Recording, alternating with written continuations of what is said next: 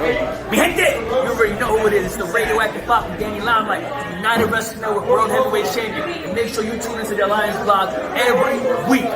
You heard it here first. Straight from Pop. They want NWA? Let's give them NWA. Who are those guys? And then there's the other guys. We're the other guys. We're the guys nobody ever bets on. The following program is intended for mature audiences. Ladies and gentlemen, welcome to the show. It's time for the Other Alliance Guys podcast with your hosts, Tim, Dave, and Jeremy.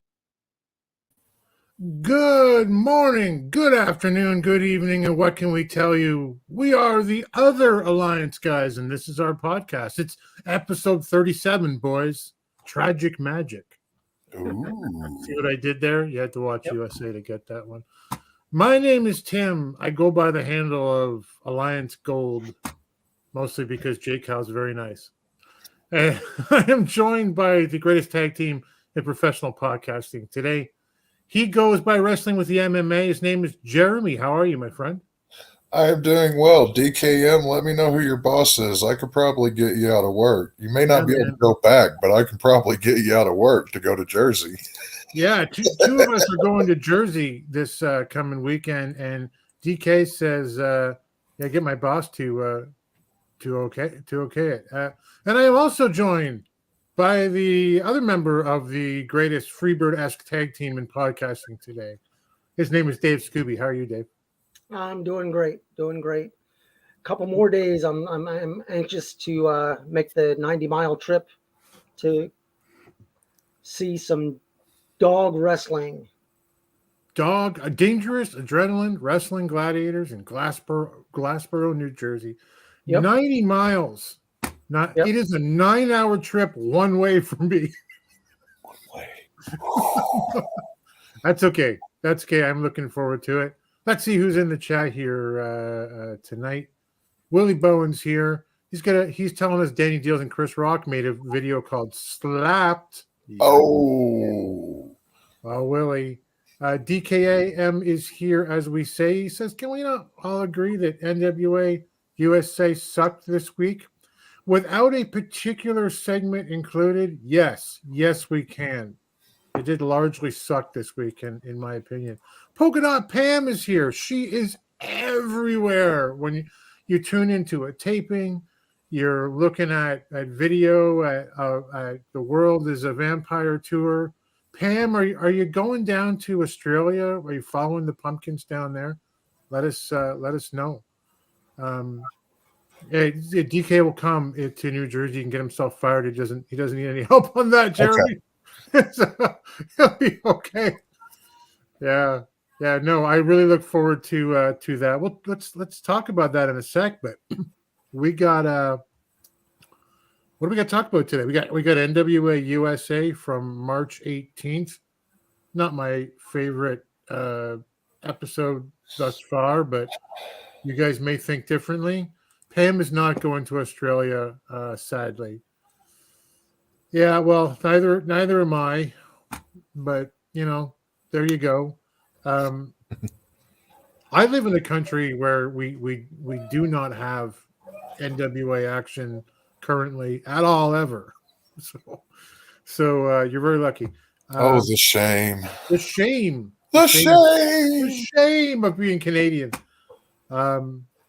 But the shame of the NWA for not going to Canada. That's right. Don't shame yourself for being Canadian. Some of the greatest stuff has come out of Canada. It's true. I love Bob and Doug McKenzie. I mean, come on.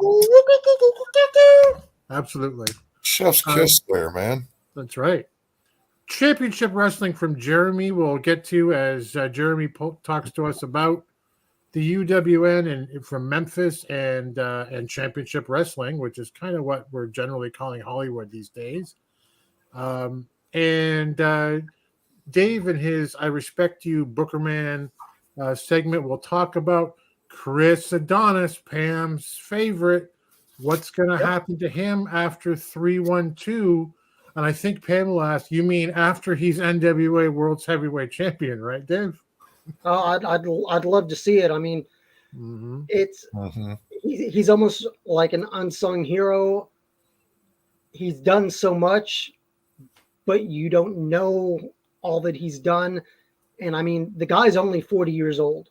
Yeah. And when you look at it, and it's like he started way back in the day. And I mean, he still has a lot in the tank. And I mean, he's what the NWA needs, whether he's a champion or not. But I think he'd be even better as a champion. So we'll talk about that later on. For sure. Pam's here for it. And hey, Willie's putting over Canada.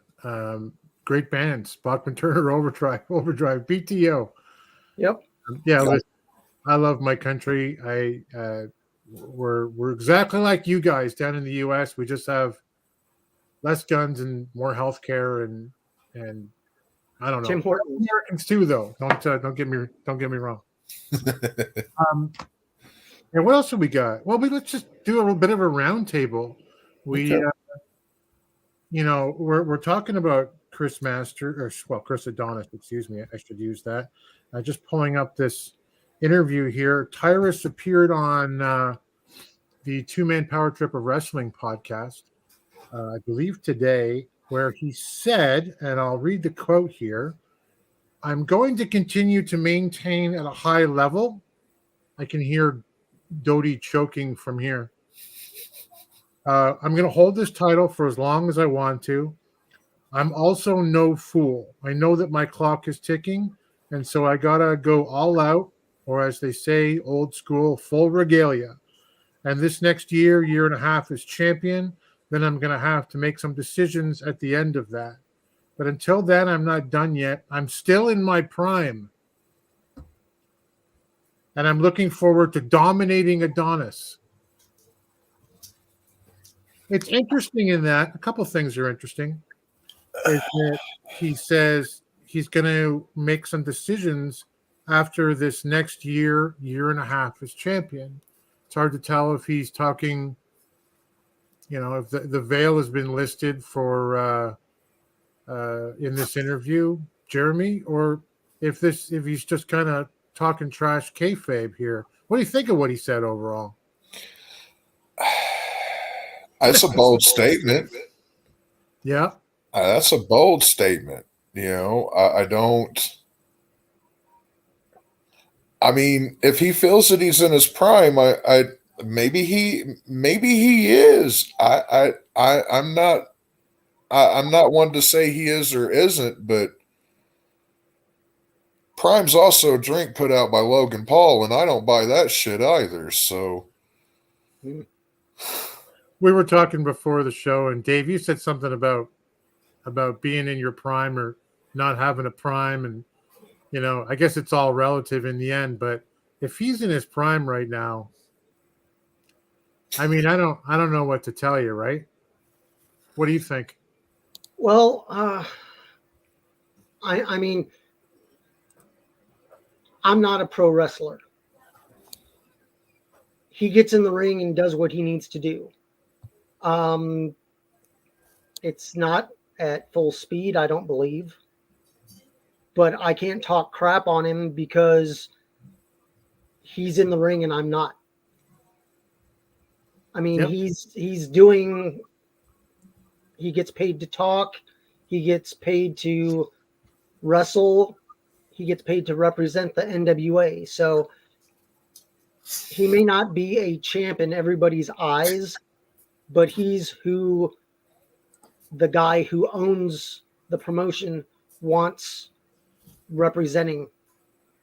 Billy is basically saying, this is my championship. This is who it's on. He may get exposure being on Fox, but I would rather, whether it be Chris Adonis, who he's facing at 312, or somebody out of the blue that just comes in and takes the belt. See, I don't know what they have planned, but I mean, more power to him for what he's able to do. But I would keep it shorter rather than longer. keep him as a champion. Well, I agree. The chat is very active as almost always. Hey Jay, thanks for putting over Trooper. Great Canadian band, by the way. Here for a good time. Raise a little hell, yeah. There you go. They will come and play your backyard if you give them $50 now, by the way. So Hey, I got 10 on it. there you go. Look, I agree with Dave on this. I want to see my television champion on TV defending, or I want to see my champion on TV defending. I don't want to see him on a talk show talking about something that has nothing to do with the NWA. Right. You know, regardless of what the program is, if I want to see my champion on TV, I want to see him wrestling on TV, not jibber jabbering away about something completely different while holding the title. Holding the title is all well and good. Exposure is great, but exposure only goes so far. You know, politics doesn't really play well into anything when you're talking about a different and diverse group of people, right? Right. One of you guys might be Republican, the other Democrat, maybe I'm a libertarian. But like it might almost, I hadn't thought about this before, but that might almost not be the best thing in the world to have your NWA World Heavyweight Champion on one extreme or the other. What is it they say about religion and politics? You shouldn't mix it with basically anything else. Yeah, I'm really interested in seeing, honestly, as well, what the uptick has been in viewership that they figure's driven over from Fox. I would really like to know that. Yeah. Hey, Willie putting over Canada, polite, lovely ladies too. You know, we're not especially polite. It's a bit of a myth. We're quiet, but we're not especially polite. We got a lot of jerks up here, to be honest. Jay says, you know, he hasn't been in his prime for 5 years, Tyrus. And Willie adds that Tyrus really means is maintain a high appetite. Yes. Prime, I'm with DKM on this one. Give me a break on that one. The only prime I had was Optimus Prime, says Mike. I'm 48 and out of my prime and started to wrestle when he was 23. That's your prime. Half of 50 is your prime. I didn't even like Optimus Prime whenever we had Optimus Prime. I was a Megatron guy. Yeah, I was a Starscream forever. Guy. Yeah, man. I love Starscream. I thought he was the coolest. The Arn Anderson of the Decepticons. There you go. You know, Jake House says we might have different opinions of the definition of prime. Sure. I think it means when you're at your best, and there's certainly a you know, there are guys who hit their strides in their 30s. There's no one at 50 who's in their prime, though. Willie says Tyrus is in his prime to break a lot of toilet seats. This is his prime toilet seat breaking time right now. Amazon Prime, Jake House says, offers 2-day delivery, and Tyrus doesn't deliver shit. Ah, that's awesome. Prime or not, who actually wants to watch him wrestle? You know, it is an excellent point by our colleague DKM. Does anyone, you know, there are some wrestlers on the show who you might enjoy and go there to pay to see them wrestle, whether or not they, you know, wherever they appear on the card. Tom Latimer is one of those guys for me. Either one of you guys think Tyrus will actually draw us any money to an actual show?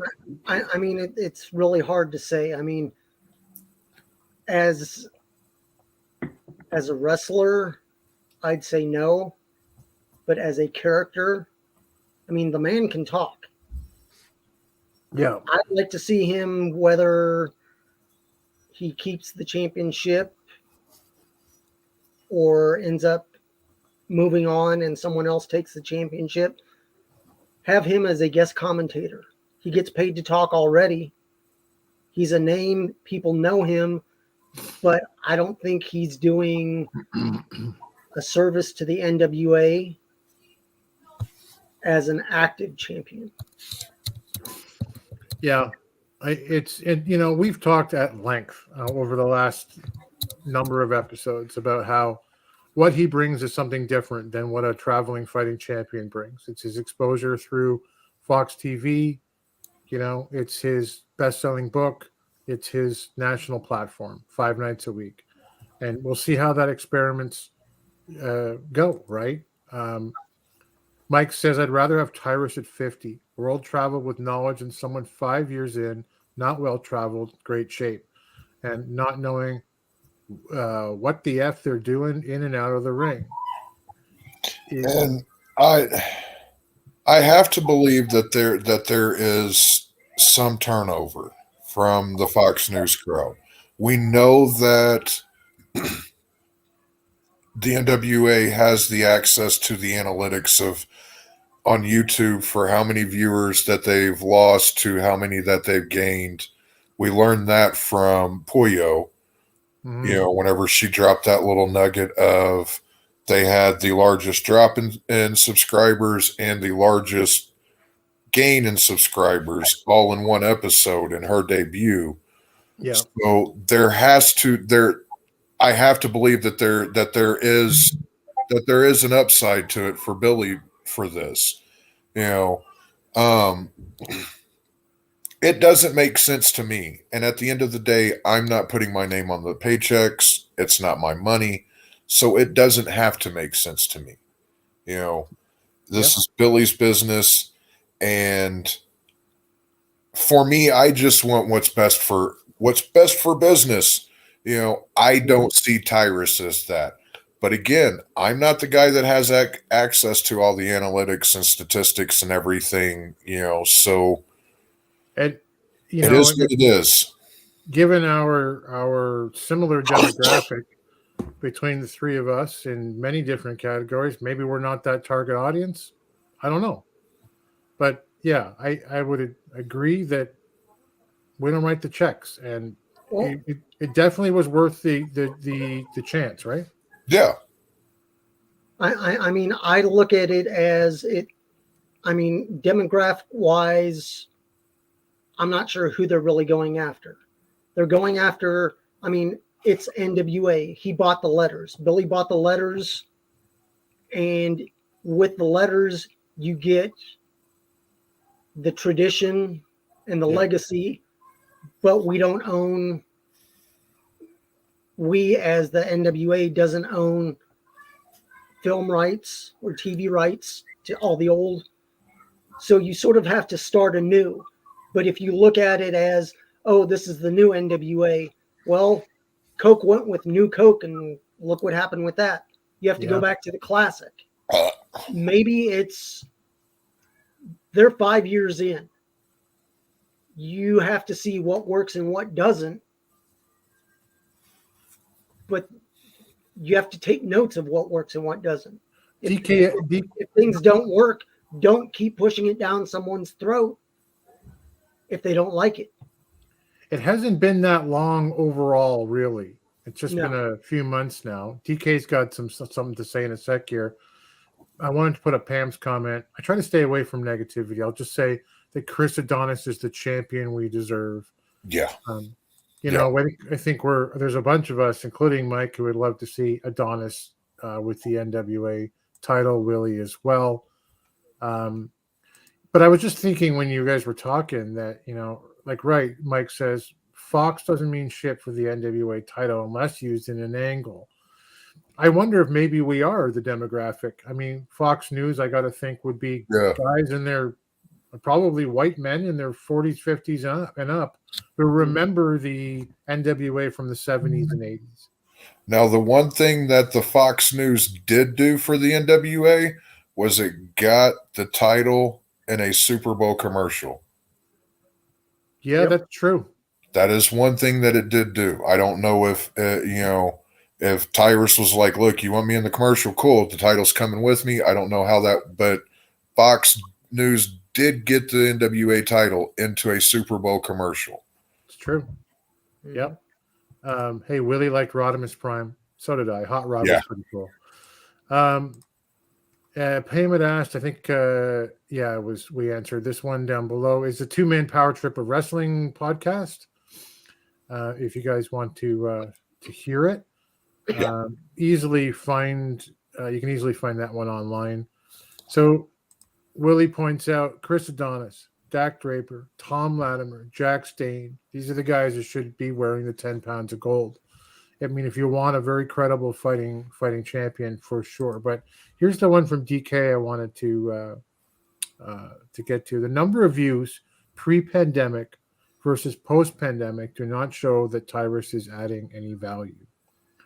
I still maintain, and like I'll 100% take that at face value because DK knows his stuff. Right. I still kind of maintain that it was worth the experiment. You know, that given where the NWA sits on the hierarchy of wrestling companies, we wouldn't, as a company, we wouldn't be ranked in the top 10. We'd be somewhere down, below Game Changer, and I would think on a nationally recognized scale is kind of what I mean. And to give it to someone who is nationally recognized, then I think that was at least worth the experiment. Willie says, however, Tyrus is better off as a float in the Tournament of Roses parade. Hey, Sam, welcome. Good to see you, my friend. John Paz, great guy, Mike says. That's the two-man power trip of wrestling guy. Sam just says he enjoyed that Super Bowl commercial, seeing the 10 pounds of gold, Jeremy. So yeah, I popped whenever I saw it. I was like, Are you fucking kidding me? It was cool. We'd actually, it's so weird up here because we don't get them. Like we get some, but not all. We don't watch the same commercials. They feed us different stuff, right? Well, that makes sense.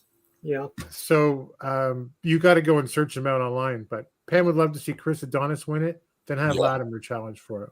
Yeah. How awesome would that be? I kind of dig it when those two guys get in the ring, which has happened a couple times over the last couple of years, right? Where great chemistry together. They do, where they'll kind of go toe to toe, and then one will flip the other, and it'll be that's good, You sneaky bastard. Yeah. Mike says Game Changer apparently gets more buys in the NWA, sometimes twice over. I'm not surprised by that. GCW has a rabid following. What do you think, Dave? You look like you want to. Well, it's one of these things of like GCW, and I mean, they have their events and their pay-per-views, but that's all they have. They don't do programming. Right. They have a pay-per-view or they'll have an event that is available that you have people going to watch live, and if they're not able to go watch it live, they watch it on some streaming platform. But it's one of these things of having to do TV, quote unquote TV, or streaming, where it's episodes each week. That's the difference. That I mean, I'd like to see the NWA do a couple more live events, live powers throughout the year. Yeah. But it's one of these things of if they could shorten up, if you do a live pay-per-view and have a couple matches, dark matches, either before you do a pre-show and then maybe one match after, do a dark match. It would shorten up maybe 8, 9, or 10 weeks in between tapings. If you would do 6 weeks, then you can see by your viewing if a story is getting over or not. Then you can adjust. You don't adjust on the fly, but you make an adjustment after a 4 to 6 week period of this is getting over or this isn't getting over. Right. Let's do this. But I mean, it's one of these things of, I know we don't talk about power. We let Jay and those guys talk about it. But if you're watching Power from yesterday, I'm like, okay, it wasn't a bad show. And I'm like, holy crap, I forgot Kylie was even with the NWA. That he was in Tampa for the pay-per-view, and that was weeks ago. Right. If you do an interview with him, I would have done it the first 1 or 2 weeks after the pay-per-view. Don't wait several weeks. I mean, he's a fresh face that was brought in. He ended up losing the match, but I mean, he still went. Why not throw him in there and just say, okay, hey, here's one of the new faces that you saw on the pay-per-view. If you didn't, go check it out on Fight TV. What do you have to say about this? And then they go to the interview he did. Right. And I mean, his interview was very good. He owned up to, hey, I've been out of the ring for 6+ years. I'm a little rusty, but I'm working my way back in. That would have been great 2, 3, 4 weeks ago. Yeah, I had forgotten too. To your point, Pam says that she agrees Live Power had great energy. I had forgotten he was there. I was like, oh yeah, I totally forgot. I forgot about him too. And that's got to be part of that taping schedule as well. But I agree, they got to focus up a bit more. I saw DK put this on one of the Facebook groups today too. You stop for the day every day. Wrestling fans want wrestling. Yep. And I kind of think, Jeremy, sometimes promoters sort of forget that. Unfortunately, yeah. I there is a need for backstage segments and this and that, but at the end of the day, they're not absolutely necessary. Mm-hmm. I would much rather just see two people go into the ring and work it out that way. You know, got a problem with the guy, he finishes his match, you go in there and, hey, next week you got me, buddy. And then next week we see that match. I've always thought largely backstage segments don't work. Like, you know, the camera's somehow running in there, like, and here comes Chris Jericho. Oh, what's that? Something happens after the camera. Come on, you know, it works in something like Memphis, I think, where somehow it's just hilariously funny that Bulletproof Bruce is like washing his hands and, oh, what's this? What's the camera doing in the bathroom? Yeah, right. Like it works there, but I'm so glad that the NWA doesn't do it really, and with, like, you know, those as they happen sort of things. But segments have a place in pro wrestling. Mike says segments or promos should always hype up a big match, unless it's a champ against Joe Blow in a squash match. Yeah. We don't need a segment for we don't need a segment for every little match or everything. You know, it's true, and there's been less of them recently on both. There has.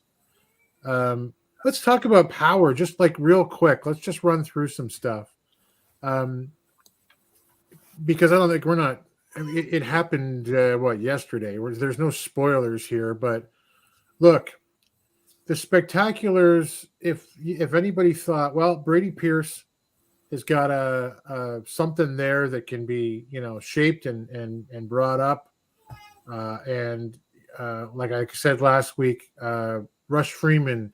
I always feel bad for Rush Freeman because he deserves better for the effort he puts in. You can see it improving. We all have said everything that needs to be said about Rolando.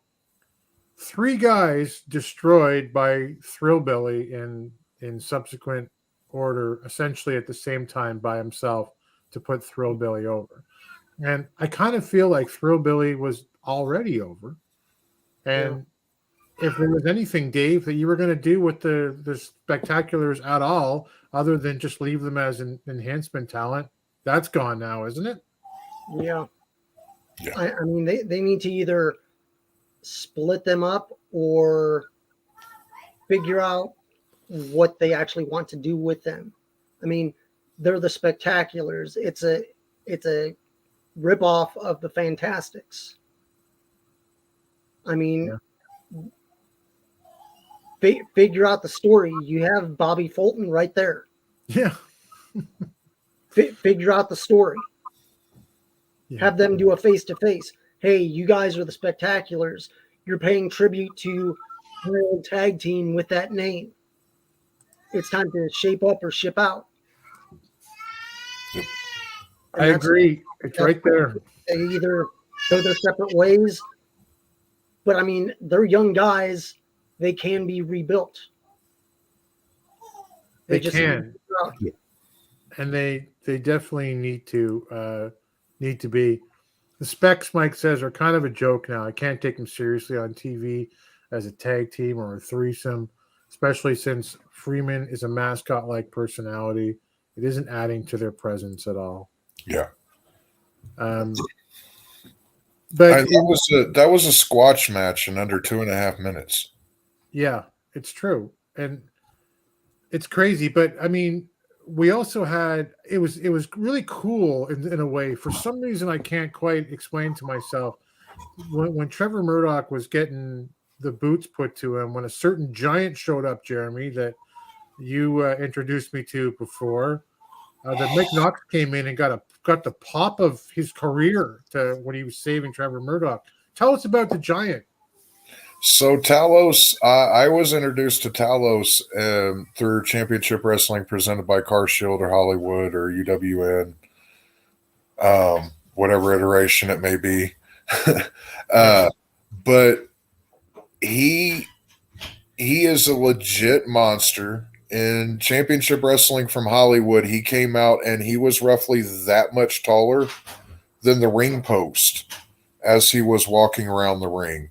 It caught my wife's attention, who never really pays attention to my wrestling.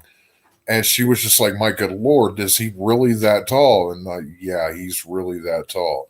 He can go in the ring. He was with the Embassy, Prince Nana, Jordan Clearwater, and Invictus Cash. I'm not sure what's going on with the Embassy right now there, but it's I popped. It's a great addition for the NWA if he does get to hang around, so I'm here for it. 7 feet tall, 310 cage match says. Yeah. And I mean, that makes him shorter than the Giant who lasted one show, but he is like Jeremy and I, kind of say, as he introduced me to it, if you're not watching UWN, where these guys come from, are you really even a wrestling fan? I think is how Jeremy says it, right? Yep. But so that was pretty cool. It was cool to see Mike Knox get that pop, Dave, and shake Murdoch's hand after saving him from the beatdown. He looked like he was having fun, which looked nice to see. What did you think of that? I mean, like you said, it was fun for him. He wasn't all serious. He came in, they sort of locked eyes after, and he's like, "Hey, put her there." Yeah, it's one of those things of we don't have to be good guys or bad guys. We just need to be on the same page. Yep. So I mean, I'm not sure if they're doing Crockett Cup this year. If they move it to maybe June or July, and then depending on when they have 75, that would be in August or early September. Hey, throw these guys that either are they're not really struggling, but they're just there. Right. That Trevor is in a storyline and it's 2-on-1. Now it's evened up. It's 2-on-2. Use the guys to their benefit. If there's not a story for Knox to be in, pair him up with somebody, and you have a tag team now, which they're lacking on the higher end. Maybe that's Trevor Murdoch. So it is Trevor. You got two big old boys. Just let them do their thing. They don't need the belts. They just need to make whoever they're wrestling look good. Right. And I mean, that's what Trevor has been doing since he got to the NWA, since he restarted. That he can basically make anybody look good. You have two established guys that may not have been the biggest and the best when they were with WWF, WWE, but people still know who they are. Yep, there's still names. Yep. Hey, Jeremy, we saw on Power, we saw Max go over Taya Valkyrie in the semifinals for the women's TV title, or rather, you could say Taya Valkyrie. Take the other way around. Taya Valkyrie put over Max, who pins her cleanly on her way out the door, and we always like that. What did you think of Taya's time in the NWA now that she's headed to AEW? I think it was a good run for her. She came close quite a few times. You know, she had some banger matches with Camille. I pretty much all of her matches were really good for the most part. You know, it's sad to see her go because it does kind of leave a gap in the women's division. But in the same instance, you know, she's going to bigger, better, and that's, you know, sadly, unfortunately, that's what the NWA is at this point, is a springboard to bigger, better. Yeah. You know, so more power to her, and I wish her the best. Yeah, I think we all do, and I feel like the only reason, Dave, that she wasn't NWA World Women's Champion is just because of how strong Camille is in this company. Not only as a female talent, but as, dare I say, the number one talent in the company. I don't even know if that's debatable right now. But I feel like that strength is what kept Taya away from the belt. Yeah. Yeah. She was something else to watch. I mean, it was a hell of a match. And I mean, when I heard about her going to AEW, I'm like, well, things have been planned, and she's in several different promotions. So I sort of saw the writing on the wall that Max would end up as the winner, but I would have just done maybe one thing different in the match. I would have had La Rosa Negra come out, because they had that match weeks ago where she was attacked and they went to a black screen. Mm-hmm. Finish up that story. It's a tiny tidbit, but wrap it up. Have La Rosa Negra come in, run interference, not actually interfere in the match, but get Taya's attention just enough that Max can go in for the finishing move and win. Yeah, I agree. Wraps up a little story. Yep. And so long, farewell. Move on to the next one. Right. And, you know, to Jeremy's point, we all love Taya Valkyrie and her time here. And I thought she was the most credible threat that Camille had in her reign thus far. There was a time when I'm like, oh, is she going to take it? But Dave, you were also telling me just before we came on, the now, Vic Delicious and Hale Collins return to tapings for the next set of tapings. I'm very excited by this. Tell me what you've heard. All I saw was that it was posted that they're returning to the NWA, and I'm going to throw some money their way, and they better have some T-shirts available, because I want to represent them and get the now trending, being that I guess it's sort of been, I don't know if it's been taken care of, but they haven't been referring to Mr. Theory as the now. No, they have not. I love that we talked about this last week. It has nothing to do with us. I know that, but I love that we talked about it and it stopped. Well, in the back of your head, you're like, well, yeah, we mentioned it. Maybe somebody somewhere heard something, and well, who knows? But we were at least in the conversation on it. Sure. All credit to Vic Delicious, who just said, you know, you told us, you kind of broke the story right before we went on the air last week. And it was like, the Now is suing WWE for this. And, you know, like everyone just laughing on, like, who are these guys? And Vic Delicious just put a tweet out that said, I love it when people tell me that I can't do things. Yep. You know, and then here we are. Austin Theory's not being called the Now anymore. So I'm really excited by that too. I want a Now T-shirt. These guys are solid. They've been a tag team for like, I want to say 20 years. fantastic team. Yeah, they're so cool. I dig So that good. finisher. So fluid. Yeah. Just yeah. Yeah, it's good. I want to see him on the mic because I have limited knowledge about that. Doty's here. Our friend Doty wants to see Kenzie Page win the TV title in Chicago. Same. It's going to be an interesting finish with Kenzie and Max. We'll do predictions in a couple of minutes. Yeah, man, me too. I think she's like the most improved wrestler from last year in the NWA, and she's clearly rewarded with that World Tag Team title win, and she spun this off into a singles, career that has ramped up. We're all really excited to see where she goes. But Max, man, they are something else. And I like the idea of Kenzie, maybe as a face, and Max chasing, the big monster, chasing little Kenzie down.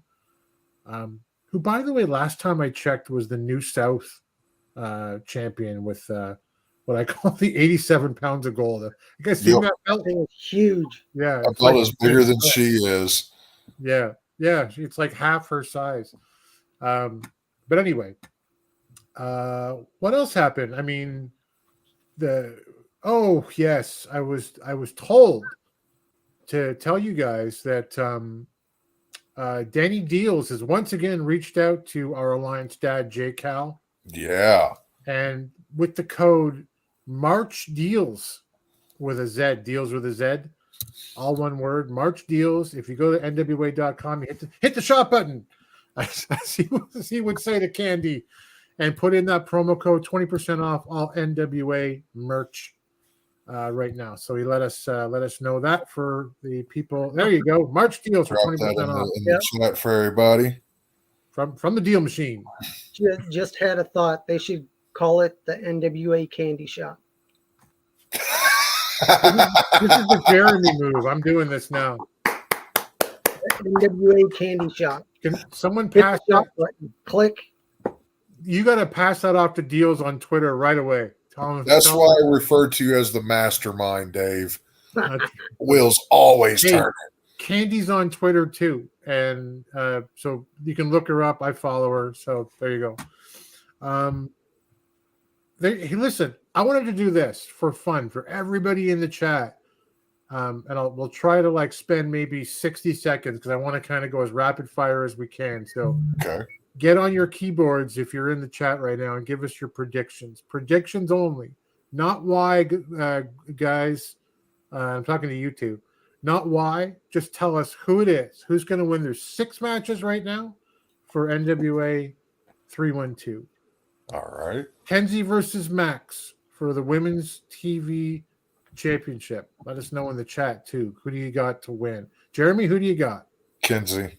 You got Kenzie. You want Kenzie, and you got Kenzie going over. What about you, Dave? I got Kenzie as well. Yeah, I also got Kenzie. So that's boring. I should just go Max to be different. No, I'd be happy with Max. Unseen Shifter. Hey, Skeletor, thanks for joining, buddy. Skeletor. Polka Dot Pam. Kenzie. Unseen Shifter, Kenzie. Doty, Kenzie. Sam Retro, the alternative vote. And now for the Republican response, it's Sam Retro with Max for the Impaler.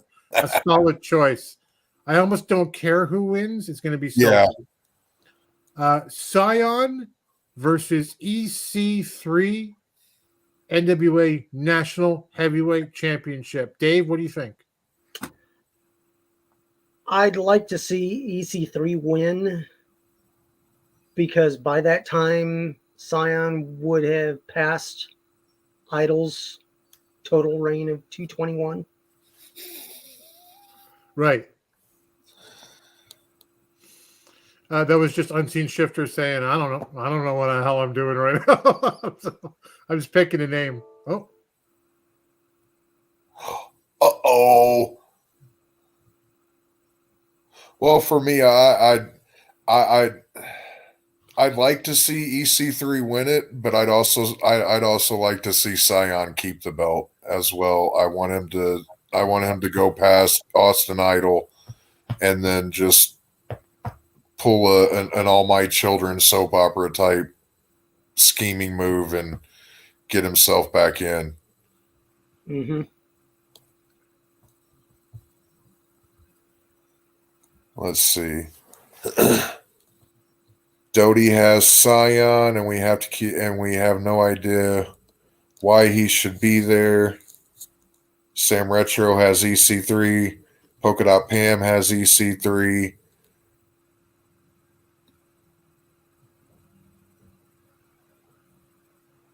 Doty says Tim After Dark. Sam brings up a good point that it will be in Scion's hometown. Yeah.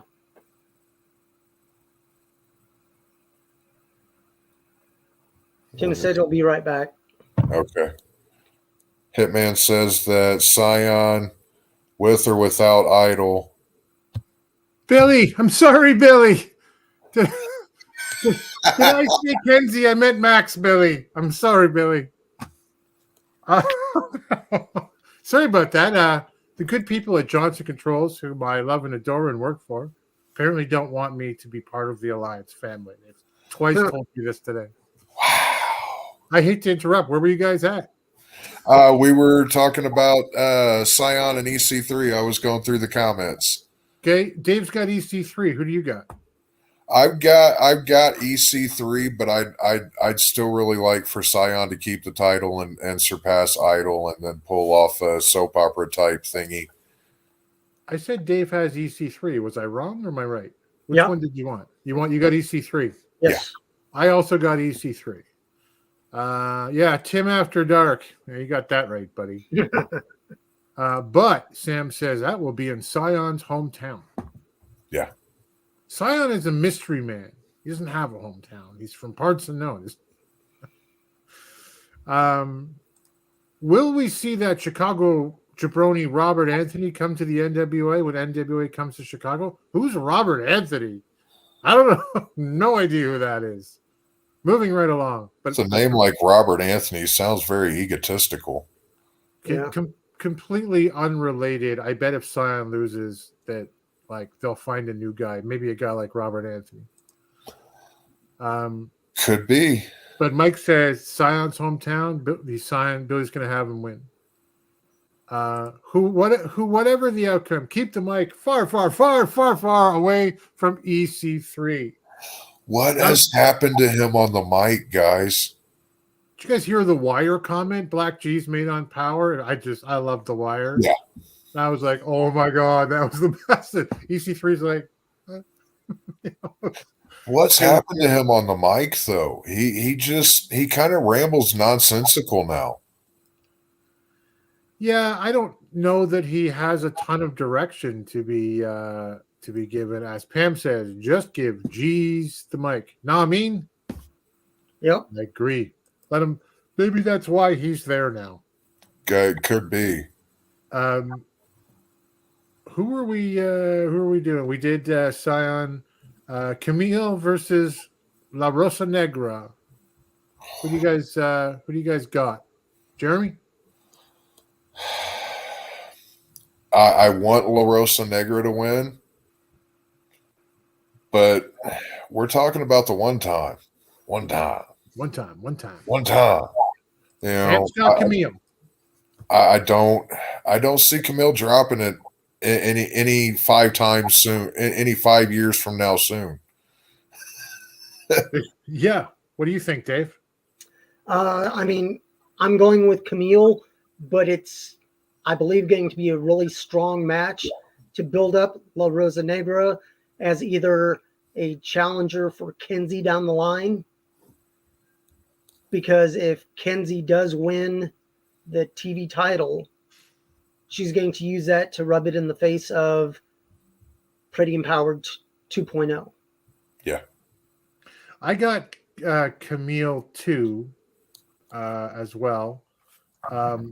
That's not a hard, bet to make. But I figure this has got to be the time where, either in the power tapings afterwards or later after the match, somebody big comes out. Like, well, big for us. Right. Right? Perazzo or somebody like that, or a name I almost don't want to mention because everyone says she's toxic, but somebody like, I'm not saying Tessa Blanchard, but somebody at a Camille caliber presented level, like a Taya Valkyrie, right? Mhm. Anyway, Dodie says Camille probably keep the title until he means gets pregnant, and took maternity status. Or hiatus rather. I wonder if he knows something I don't think he's suggesting that she is. Country gentlemen, guys, your U.S. tag team champions defending against the Savages, Jax Dave and Bulletproof Troop. What do you think, Dave Scooby? I believe Country Gentlemen will keep the belts. Savages just need to be built up a little stronger. Okay. And Jeremy. I'm thinking that the Savages are going to get it, and it's going to be too damn early for them. Ooh, it's a split. Split. No, I'll keep you guys apart. I'm going to go Savages. I think the NWA is like, we need a badass tag team. By the way, you've got one in Blunt Force Trauma. Use them more. Mm-hmm. Pam says, Country Gentlemen, who I must say were much better on the mic. Like, I was like, who are these guys? Like, for weeks and weeks when they first came around. And then they gave them a mic, and I was like, oh, okay. I'm into this deal now. So they need to make sure that they've got people getting enough mic time. Sam says, when they introduced the NWA Women's TV Champion, Tessa Blanchard came to my head. Yeah, I don't know. I mean, if there's anywhere she could go, I feel like the NWA is it. There are, figures in our company who, maybe might also be considered to be toxic one way or another, and we'll leave him at that. But Dodie says, this is difficult. I'm a Blake Troop guy, but Country Gentleman has been on fire in the territory, and I want them to keep the title for long. Yeah. Yep. Fair guess. There's no wrong. Well, I mean, no wrong guesses yet, but right. Missa Kate and Maddie, your World Women's Tag Team Champions, Jeremy, defending against Pretty Empowered 2.0. What do you think? I think Pretty Empowered 2.0 get it back, but by hokey means. What about you, Dave? I agree with Jeremy, but I'd really like to see Maddie and Missa keep the belts. Yeah. So it's sort of a toss-up. I'm not sure. I mean, they were just crowned champions. Give them a little longer of a reign. Yep. Yeah. Pam says, Missa and Maddie. This is a tough call because it did flip-flop really quickly between the two teams, sort of, within the last few weeks. And I really like LNV as a talent overall. But I do think Missa and Maddie are going to retain this time around. Dodie says he wants Genocide and Natalia to be built more seriously to fill the gap for Tyra after Taya and Kylan King are gone. Yeah. Now, here's something I thought of whenever I read that. And we've got Max the Impaler going up against Kenzie Page for the women's title, the women's TV title. Yeah. Kenzie walks out of that with the title. Then Camille retains. Max comes out, decimates and leaves Camille laying in the middle of the ring and says, I didn't get that one, but I'm going after this one next. That would be a hell of a reveal. That'd be pretty sweet. I mean, Well, I do agree, though, with building up Genocide Natalia as well, though. Genocide especially. 100%. Carlton's here. Good to see you, my friend. Welcome to the show. We're just doing the predictions. We got one left. What could it be? What could it be? It is your NWA World's Heavyweight Champion, the Manster, Tyrus, defending the 10 pounds of gold against the Masterpiece, Chris Adonis, Pam's guy, number one fan of Chris Adonis in the chat right now. I'm sure we'll find out Pam's prediction in a moment. Adonis in capital letters, she says. It is Adonis. Quick, fast, and in a hurry. Adonis is going over according to Pam. What do you think, Jeremy? That's my hope. That's my dream. I've wanted to see it for a while, so I'm hoping that he takes it. So that's your hope, that's your dream, that's your want. Is that your pick? Yes, that is also my final answer. Oh, Dave, Adonis or Tyrus? I want Adonis to get a run, but I think Billy having the quote unquote pencil in the final say, it's still going to be Tyrus. Yeah. And with all due respect to NWA and Pumpkin's mega fan, Polka Dot Pam, I think it's Tyrus too. And I would love to see Chris Adonis. And, I'll be the first guy out of my seat cheering if he wins that title. But I feel like it's like it would, if he doesn't, then it's the start of something where he does. Like we've been saying, like, I want Chris Adonis to come out and crush people with the Master Lock and just and he's always been the coolest, laid back mofo in the NWA. You see him on social media. He'll do those stitches where like someone will be giving his Master Lock to the kid, and he'll have gelato, and he's watching it. Yep. He's funny. He is impressive. You can see how he's slimmed down. He looks even smaller than like Tom Latimer right now, but he looks fantastic for the weight that he's at. Yeah. I want more aggression out of Chris Adonis, and I think it would be a great story if he didn't take it because he didn't. I don't know. I don't know how to say it without. I'm not trying to insult Chris, but he didn't take it seriously enough in kayfabe, right? Like the way Tyrus said, I didn't beat Trevor Murdoch because I should have hit him with that damn bell the first time around, and next time I'm going to do everything. That kind of thing. To see Chris Adonis come back at the next pay-per-view and take the title. So I'm going to say Tyrus goes over here. Carlton says pretty empowered all day. Kenzie winning the TV title, and they have 3 belts. Kenzie on the mic is gold. I like Ella as well, just as much, and I agree that would be pretty cool. Dodie says Chris Adonis, especially Tyrus is busy with his show while the NWA is touring Australia, and we demand the world champion defend the belt in Australia. I'll be mad. Yeah, man, won't we all?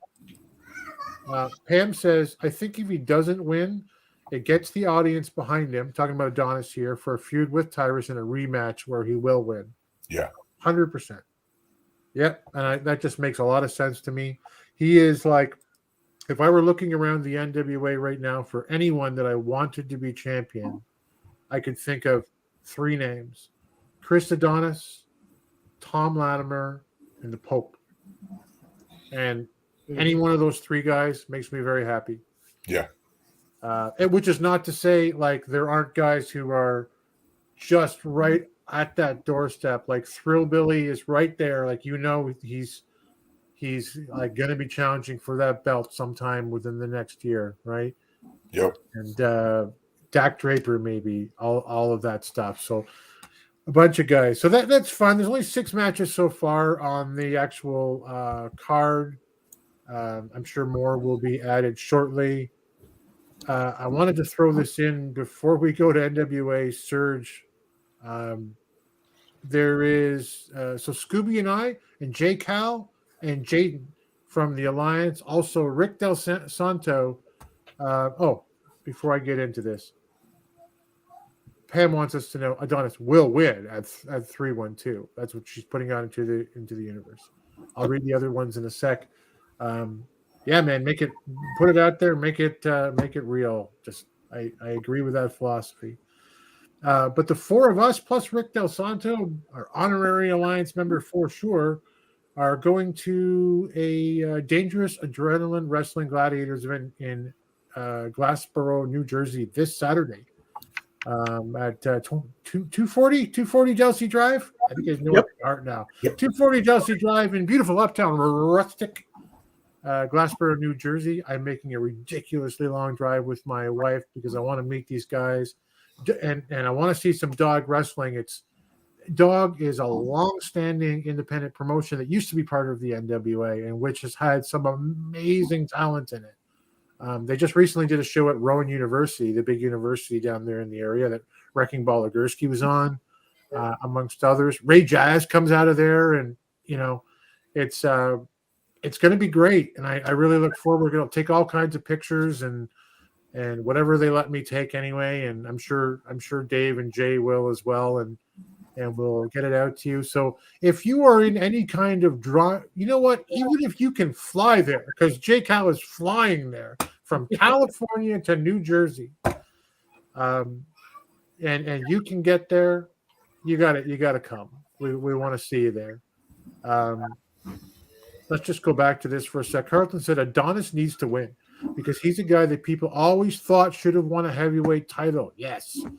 Adonis could be a great traveling champion. He travels a lot around the world. He sure does. Yeah. Doty says, begin to think, why have EC3 challenge for the national title out of the blue when most of the other title challengers are champion series winner who can cash in their championship? That's a good point. And answering Sam's question here, what was Dog called when it was part of the NWA? It was NWA Dog. Yep. Pam agrees with Carlton. Yep, great traveling champion. He did that thing where he just popped down to Australia for a hot sec. Won an Australian title and came back to the US. Sam, we can't wait to meet you in St. Louis either. It's going to be fun. We'll have laughs. We'll have food. We'll have drinks. We'll watch wrestling. I'm sure we'll see Pam there too. I want to see guys like Doty come in for 75. Like that is a milestone show. Right. We got to get everybody there. I know Mike's going to be there.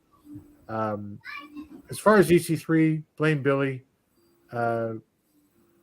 EC3 resume has brought him into the NWA after a national title, after hardly doing anything. Yeah, I get it. There you go. Oh, check out Allegiant for flights. Possibly go from Newark to California for $300 round trip. I'm driving, man. No vehicle. Take the bus. Start now. GKM will pick you up on the way. Hey, listen, let's talk. Let's get to an hour and 8 minutes, or actually just an hour because we start at 5 after the hour. Let me do this first. We got so many things here. Rick Del Santo, who I mentioned here, Pro WrestleZone. Guy does a super amazing job and really prolifically, like just a lot of interviews for independents around the East Coast. Watch this and follow Rick at this address.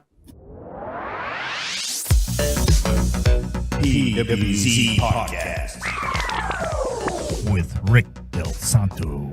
For all your wrestling reviews, interviews, and news, Rick covers the United Wrestling Network, the NWA, and the Northeast region of the United States independent scene. PWZ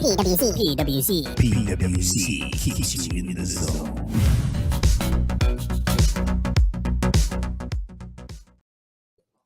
That's super cool. Rick's a super cool guy, and I look forward to meeting him.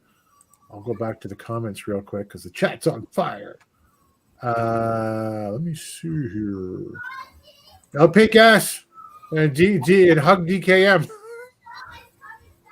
There you go. Did I miss somebody? Alvaro, welcome. Greetings from Bolivia. Wow, you are welcome. You are probably, I would say, officially the furthest geographical follower here right now. NWA fan member. Welcome. Thank you. That is amazing. Republic of Wrestling. We will look that up, and feel free to throw your address up onto the chat. Yes. That's awesome. Let's talk about guys at NWA USA from Saturday, the March 18th, this past week. Like we said at the top of the show, not my favorite show, but let's not have dessert before dinner or whatever the expression is. We get a cold open. Kyle Davis with the Fixers. So we're told that they've been so disrespectful of Bobby Fulton and the glory of the United States Tag Team titles by keeping those old belts that he's come out of retirement for this. The Fixers make really, really bad jokes. I won't bother, going into here. But we learned that Wrecking Ball Legursky will face Bobby Fulton tonight. My notes just wrote, "Oh my God, this will be terrible." Dave, what did you think when you heard what was going to happen here? Basically that there would be no real match, that it was basically let's poke fun, or it's going to be a joke of a match if it does happen. Yep. And as we will immediately learn, that is exactly what it is. Sam, come Saturday. Just come Saturday. You're up the road. Come Saturday. Bobby Fulton versus Wrecking Ball Legursky in a non-sanctioned NWA match. So, look, Bobby Fulton comes into the ring to ringside. He is chanted in with his name. He is cheered to the rafters. That was nice to see. Bobby is a cancer survivor, and the fact, I'm sure he would say that he's here is a blessing for anybody. So huzzah for him. But this thing gets started. He's gonna have a match with Wrecking Ball Legursky, and so he slaps Wrecking Ball. It actually looked more like an eye poke, but they sell it on the mic on commentary as a slap after he gets yelled at by Wrecking Ball for a while, and WB sells this slap for 11 billion years. I didn't check the calendar, but I think it was 11 billion years that he just stood there. And before anything else really happens, Ricky Morton suddenly slides in under the bottom rope with a chair because he doesn't like the Fixers. He drops it on the mat, and I wouldn't say he pushes Fulton out so much as he assists Bobby Fulton. Guided him out, yeah. Fulton seemed like he was all right with going. There wasn't any like, Ricky, what are you doing that I could see? He quite frankly seems to go willingly. It almost seemed like as if Ricky were trying to get, his buddy, hey man, come and have a seat. Let's have a drink. It was just very casual almost. And out he goes. And as this is happening, Jamie Stanley and Joe Alonzo also slide into the ring. They take the chair that Ricky has left on the mat and hit Ricky with his own share of memory serves. Everyone boos, including this guy. What was this? This was a mess. Jeremy, what did you think? I'm glad there was no actual action between Bobby Fulton and Legursky. I loved Bobby Fulton growing up with the Fantastics. Yeah. I have no desire to see him wrestle now. We've talked about this before. I don't want to see Ricky Morton getting into the ring to wrestle anymore. Just because you can doesn't mean you should. I can strap a jetpack to my back. Doesn't mean that I should. Right. You know, with the Joe Alonzo and Jamie Stanley, I've dubbed Joe Alonzo the Legend Goater because he's not necessarily a legend killer. That was Randy Orton, but I'm not sure where they're going with this. Yeah. Yeah. I think DK says it all. This is terrible. Yeah. Dave, your thoughts? Well, my thoughts, I mean, if you're going to have legends of the NWA actually there, use them in a way that gets everybody over. Right. They used the correct way when he brought a tag team out to go after the Fixers. Yeah. They're using, I mean, they brought Ricky out, but they're using Ricky in a way most of the time to assist his son Kerry, to act as his manager. It's one of these things that if you're going to bring in wrestlers that are no longer wrestling, you need to use them the correct way. Right. It's having Stanley and Alonzo rush the ring. All that's doing is setting up Joe and Kerry down the line. Yep. It may be at 312. It may be sometime after. Who knows? But I mean, it showed that Bobby Fulton still had the fire in him, but they did the right thing in not actually having a match and having everybody interfere one way or another, but it's also the cheap way out. I mean, you're the booker around here, but I agree with your approach. Keep him out of the ring, right?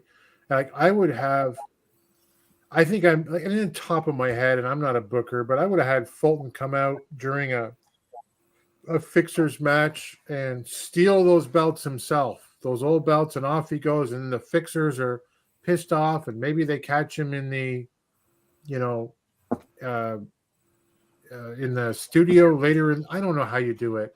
And have the Spectaculars make that save. Like, let him run the Spectaculars for a while, try to reboot them.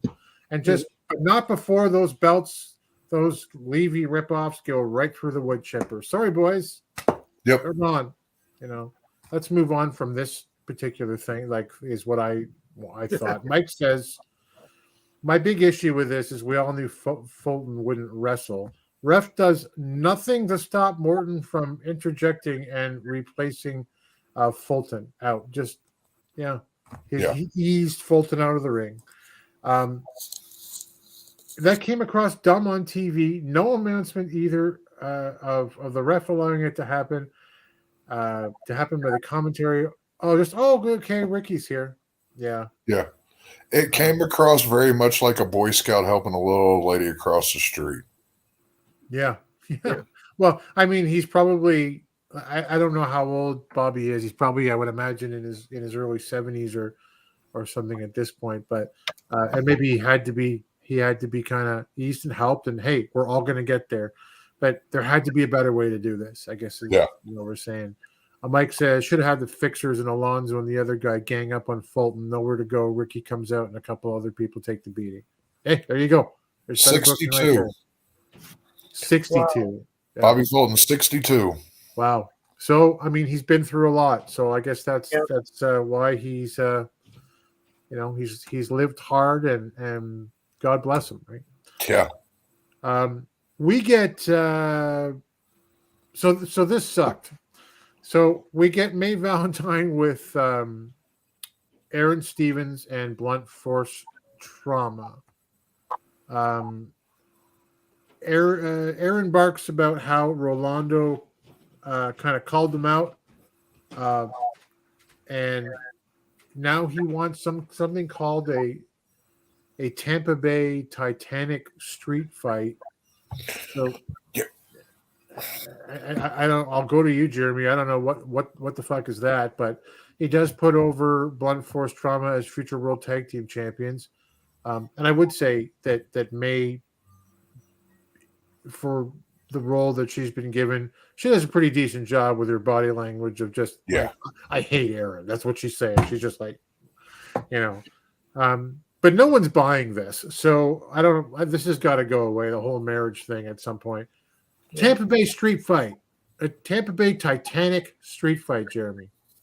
Yeah, I've got What in the Blue Blazer is a Tampa Bay Titanic street fight match. The Titanic never got close to Tampa Bay. It never made it anywhere near Tampa Bay. Okay, so it's well past time, so I can crack that joke, but this was just stupid. The only saving grace for me was May and her body language with it. Willie doesn't like seeing anyone of the senior legends in the ring. You already had the spotlight. I think there's roles for people. In managerial, on the mic, on the commentary team. I don't know how well received it was to hear Tom Pritchard or Austin Idol with those sessions with Billy. I liked them. I wanted wrestling, but in absence of that, I enjoy those kind of conversations. So, there you go. Dave, anything to say about this segment with Aaron, Blunt Force Trauma? Well, it's basically just Aaron and May. Yeah, It is what it is. I'm hoping that since he is challenging Rolando, that it's an end to Rolando wrestling for a while, that he may be quote unquote injured in this match and either come out in a wheelchair or be on crutches. Still keep him with the Spectaculars, but only as a mouthpiece. Yeah. Yeah, just as a manager. Yeah. Or whatever you want to call it. Carlton wants Adonis as NWA World Heavyweight Champion. Likes Tyrus, doesn't need a belt. So that's been the call so far, I think, tonight. That's what people. I think Sam's responding to Willie here. Wrestling's like a drug to wrestlers, and they're addicted. Yeah. Yeah. What do we got next? Maywin had another segment coming up next with Father James Mitchell, your sinister minister, and Gags. So, we all know the presentation that James Mitchell is selling. We've seen it a million times, but I'll give him this. To call Taya Valkyrie La Loca as the cultural appropriation Barbie, that's pretty good. Yeah. I legitimately laughed out loud. And basically just said, Max will destroy her. Yeah. On Power. And then he kind of shifts it to say, with Sal's problems with Gags, Sal the Pal's problems with Gags, this can be worked out and they can mend fences. And Sal needs to return to the fold soon. And I fully expect this to be one of the pre-show matches on the pay-per-view coming up. He basically says, but I made you like Dr. Frankenstein made the monster. And, I can destroy you. And through all this, Gags is very sad. And he rubs the horn. He's very sad, like his gimmick. I don't know, Dave. It's Gags the Gimp. He's back. Yeah, I guess all the wrestlers have a place, being that they've been hired or booked for the NWA, but it's not really doing anything good for either of these wrestlers. I like the guy under the mask, but I'm not sure where he'd fit in if he wasn't under a mask. Right. And Sal, his character, you either love him or hate him. Yeah. And he's doing what he can to get over, but maybe it's time just for the miserably faithful to disappear. That Max, who is part of the group, Max is not a vocal wrestler. Max lets their actions in the ring speak. So that's when you have a manager like Father James Mitchell. Right. That maybe it's time to just separate everybody. Max and Father Mitchell go one way, and who knows if you have Sal and Gags do the tag team and make it actually work this time around. And Judas, who knows where he goes or if he's still with the NWA. He's not a bad wrestler. They just haven't found what works for him in the NWA. Yeah. Yeah. So it's one of these things of Father Mitchell has his place, and I think it's being the manager / voice of Max. That they really don't need all the other wrestlers. They just need him to concentrate on being a manager for Max, and that's it. Sure. I mean, Pam loves Skaggs the Gimp. I will never yuck your yum, no matter what that might be. Like Wrestling with Regret says, like what you like, don't be a dick, right? Yep. So to each their own. I love the guy underneath the mask as a talent. Do not like the gimmick. We've probably gone through it. Gags the Gimp way too much on this. I mean, not just tonight, but we've talked about our feelings on Gags for quite a while. Yeah. But there's a lot of things that I don't like and other things I like, and we're all welcome to our own opinions. You know, Mike says it's very hard for Flair and other spotlighted NWA vets to stay away from the ring when they get near 5,000 to 15,000 per appearance. Flair said on his show with his son-in-law that he made 300,000 from his last match pay-per-view. I mean, I don't know. Ric Flair is the greatest wrestler of all time, and he's gross, and I don't want to hear from him anymore. Willie has been saying that he's not a fan of Stay Puft Marshmallow Man, wants to see Adonis go over. Carlton says, let Willie, let's have Adonis cheat to win, have Melina be his manager, have him travel around as they're building Latimer for a title shot in the future. I wanted to mention, by the way, we were just talking about Gags and Sal. I see that as a pre-show match where they end up coming together as a tag team and getting away from Father James Mitchell, I think, to your point, Dave.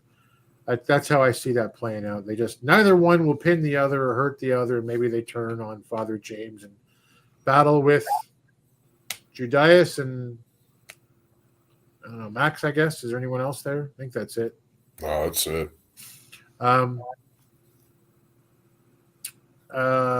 So what do we got next? We got, okay. This is maybe the saving grace point of the show. We have Blake Troop with Chris Silvio Esquire, who's made a very reasonable demand to Mr. William P. Corrigan that the NWA be changed to the Dane WA. And this has gone ignored. There will be litigation, or our teams of lawyers will be coming soon. Against Jeremiah Plunkett with the Deal Machine, Danny Deals. So this was a Blake Troop feature match with a highly serviceable talent in Jeremiah Plunkett, who I thought looked good in this match, while, understanding what had to be done here. Blake tries to shoot the leg a while, Plunkett's leg, but Plunkett keeps backing up, keeps Troop down. Plunkett is the kind of guy who tells a story amazingly with a guy like Troop. Troop is aggressive. He's using that MMA style, and Plunkett's like, I'm a 25-year pro wrestler. Like, I know how to deal with this stuff, which I thought was really cool. He doesn't have the body. He's just got the experience in this sport. There's a hip toss by Plunky. It's reversed into a submission attempt on the leg, and Plunkett's right there with the rope for the break. He does get in some offense, but he gets his leg swept as Troop works it for a couple of solid minutes. It's a bit slow in the middle. There's a submission attempt on that leg. There is finally a full Nelson slam that really seemed like it might have rocked Jeremiah. Yeah. But there is a missed knee attempt by Troop that gives Plunkett the chance to dish out his own continual leg blows. I like this part of the story where it's like, I'm going after your leg now. He ends up going for a figure four, but he's kicked off by Troop. There's kind of this lights out punch from Blake Troop, and he does that rolling figure four for the tap out win. I thought this was a decent match, Jeremy, for Blake Troop. What did you think? I've got that. I appreciated Galley putting over Plunkett's career, and that Troop is still green, but he looked better this match than the last match that we saw him in, which is a good thing. And keeping him in matches with veterans like Plunkett and the such is exactly the way that they need to be booking him right now. He still needs to be guided in these matches by a seasoned vet, But I enjoyed this match. It was a good match overall. Plunkett didn't look weak in it at all, and Troop came out of it looking like $1 million, honestly, the way that the commentary sold it. He got over on a 25-year vet. Can't shake a stick at that. Yep. And like I said, I like the way Jeremiah Plunkett looked fairly strong for I almost don't like the term enhancement talent because they do get wins every once in a while, the ill-begotten. But, I mean, like I said, he knows what role he's playing, and he does an amazing job at it. Yeah. Dave, what did you think of the match overall? Overall, it was a good match. Plunkett did what he needed to do to make the match successful, even though he wasn't successful winning the match. He made Troop look good. And it's one of these things, the more reps you get in the ring, if you're working with somebody who is able to make you look good no matter what, it's basically one of these things of they say that a good wrestler can make a broomstick, have a match with a broomstick, and it'll be a good match. Yep. That when you're new to the sport of wrestling, where you're coming from MMA, where everything it's a shoot, that you have to remember, okay, I'm hitting him, but I'm not really hitting him. Right. That it's one of these things of you have to be with somebody that trusts you to remember that it's a fight, but it's not a real fight. Right. And Plunkett made this match look good. That if Troop is able to be with more veterans or more wrestlers that are able to work with him and help him improve, I think they have money in him down the line. Yep, I agree. I think there's no arguing any of that at all. It's a serviceable match thanks to Jeremiah Plunkett, and I thought Troop looked like he had been had a solid match, and he comes out looking like $1 million. Just going back to the chat here, Willie wants Lady Frost and Freya the Slayer back into NWA. I think Freya's over in OVW. Yep. and Lady Frost, who had a hilarious tweet where she went up for the moonsault, looked at the crowd and went, "No, you don't deserve it." Just dropped down and pinned her opponent. It was great. I don't think. I mean, who am I? I don't live backstage, but the talk of the town was she wasn't too well received. Yeah. Well, I mean, yeah, I don't know. I heard things did not go super well during her time there. I love her. I think she's great. She does have the best moonsault in the business. Mm-hmm. Another good addition would Lindsay Snow. Yeah, that's my pick. That's my pick for someone who, if Camille's like, I've beaten Max, I've beaten Ty, I've beaten everybody. There's no one left for me to beat. Bring out Lindsay Snow. I'd shit my pants. Yeah. Well, that'd be great. Lindsay was there and did a circle squared that I don't believe they ever showed. She's a very good wrestler, but she does have some history with a current NWA talent that there may be a reason why she has not returned. And I had forgotten that when I said her name there, but that is right. Yeah.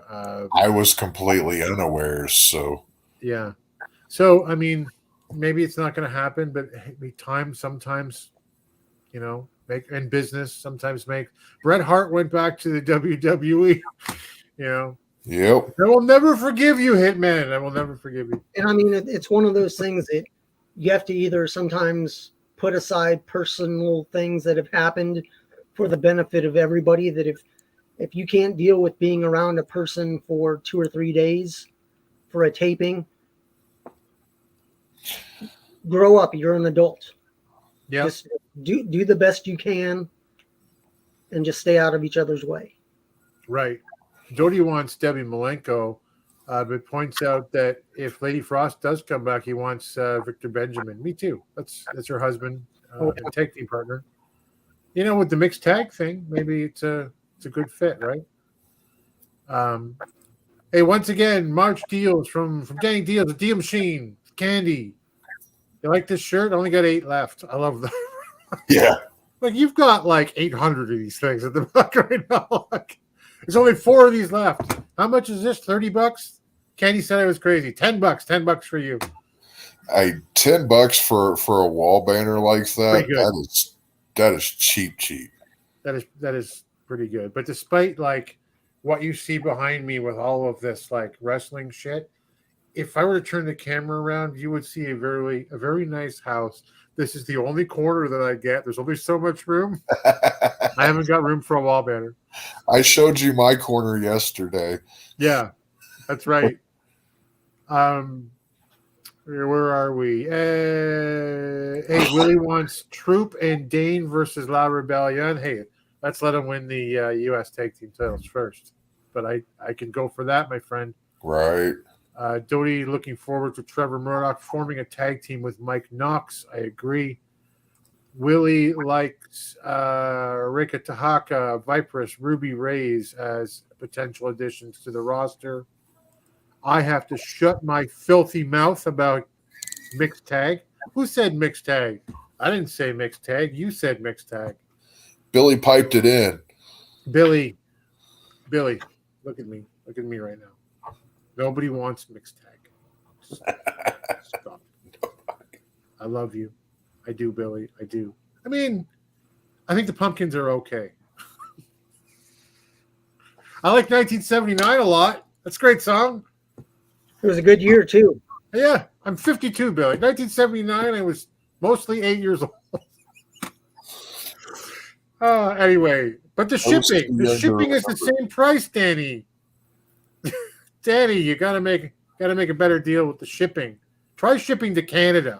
Take whatever you pay and add an extra 50 US to it. Yeah. What do we get? We got a recap of Mecha Wolf versus Kerry Morton from Power. We'll let those guys talk about that one.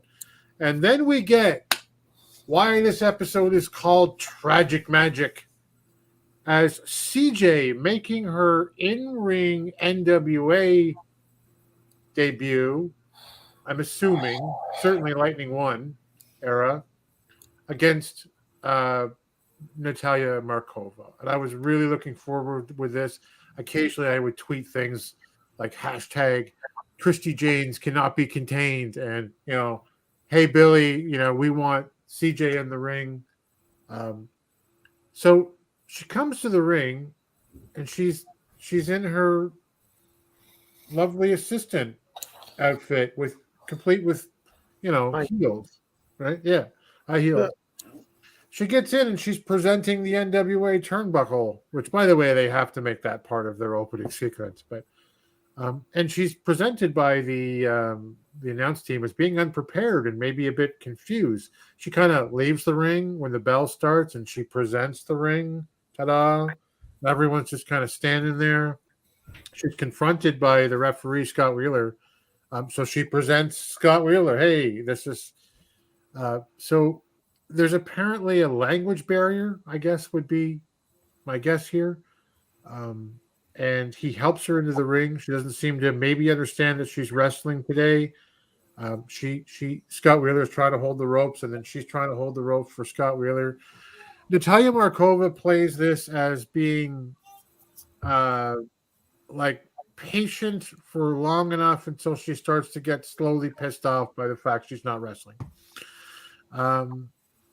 She presents a magic scarf, CJ does, to Markova when she presents Markova.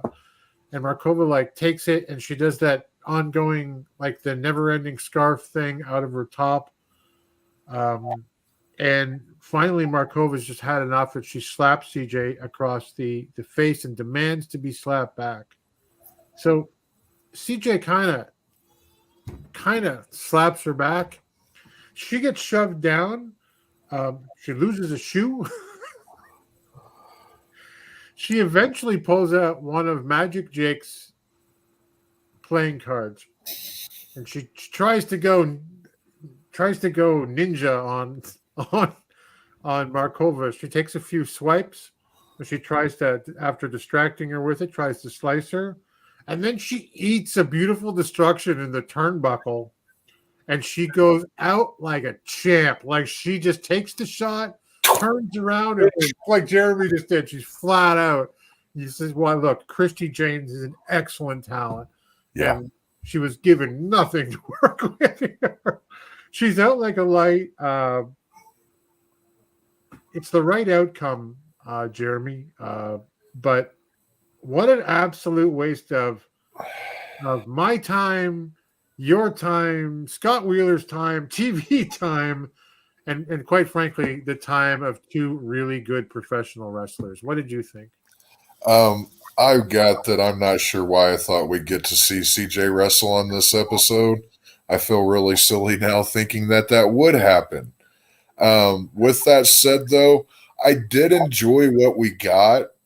I enjoyed whenever Natalia got pulled in a little bit and started posing for that and everything. And when she ate that beautiful destruction and fell like a tree, that was a great bit of selling right there. I'm very hopeful that the next time we get to see an actual CJ match, I kind of understand why they went this route, but again, like you said, I feel like my time was wasted. I feel like you guys' time was wasted, and their time was wasted. Yeah, it was garbage. DKM had a comment earlier, Dave, that just said, "Here's my thought of the day: wrestling fans want wrestling." There was no wrestling here other than a really well executed, beautiful destruction. It looked really good. Yeah. What did you think of this match? Well, like you said, we want wrestling. Just let CJ wrestle. If you've seen her wrestle before, she can wrestle. Christy Janes is a very, very good wrestler. And it's one of these things of, to me, it was a joke of a match, but it wasn't the wrestler's fault. They were doing what they were told. It's the booker / management's fault. I'm not sure where they're going, but there's storytelling that can be told without doing stuff like this. Yeah, Pat. Polka Dot Pam mentions it went on for far too long. Mm-hmm. Sure did. This is my favorite right here, though. This is Media Mike goes, I will not comment what I thought on this match. I'm going to do this as if I think as if how I think Mike would present it. Okay, I'm not going to comment what I thought about this match. We all waited for CJ to get in the ring, only to be a dopey Vanna White. It's an insult to intelligence. All wrestling fans know she's a wrestler, not wish Vanna White. The NWA chat fucking despised. Thank you for withholding, Mike. Thanks for holding back. We appreciate it. So much fun. That was power. That was NWA USA for this week, guys, and not the best. We did like the Troop Plunkett affair in the middle, but overall, not the best efforts thus far. NWA, Carlton says, is too small for garbage wrestling. It's not enough airtime for. Yeah, we're not doing. I don't know how many hours the big dogs do a week, like 9 hours of programming or something. Well, I mean, we got what, 6.5 minutes of CJ and Natalia, and we got less than 2.5 minutes of the Thrillbilly and Brady Pierce, Rush Freeman and Rolando. Yeah. Priorities, man. It's just so hit and miss that you'll get something like this, and then like a week or 2 weeks ago, you got Tom Latimer versus Rhett Titus to a 6-minute match that made sense. And it was banger from beginning to end. Yeah, it was what it was. But let us carry on. Wow, we have I am exceptionally long-winded tonight. Championship Wrestling from Jeremy. I need all of you to stop what you're doing and listen. United we stand. The following is a presentation of the United Wrestling Network. It's time for Championship Wrestling from Jeremy. I keep waiting for Dave Marquez to go, stop using my voice. God, I love that intro, Dave. Thank you so much for that. Let me do this. Hey, look at that. I'm going to try doing this now. What do you think? All righty. So we're starting off today with Memphis Wrestling, and the show opened up with Dustin Starr and the Gun Show Brett Michaels. Brett says that he's not happy with how the match ended with K Toomer, and when K Toomer is ready, they'll take care of the circus. Then Big Ben Bishop comes out and says Gun Show needs to be focusing on Big Trouble. But not today, though. Today they have a tag match together, and that comes up next. Big Trouble and the Gun Show versus two guys whose name I never caught. But Big Trouble wins that with a meat pop drop. He never tagged in the Gun Show. He went solo run on that. We then get a segment with Storybook Prince Gaston and Matt Williams getting a call from James Ellsworth. Let me.